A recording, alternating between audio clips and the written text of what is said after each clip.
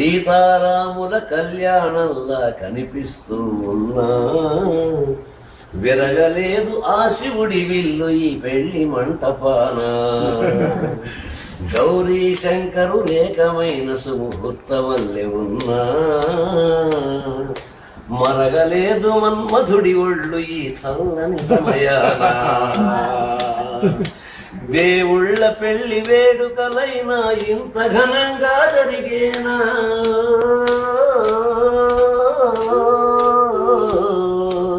దేవుళ్ళ పెళ్లి వేడుకలైనా ఇంత ఘనంగా జరిగేనా.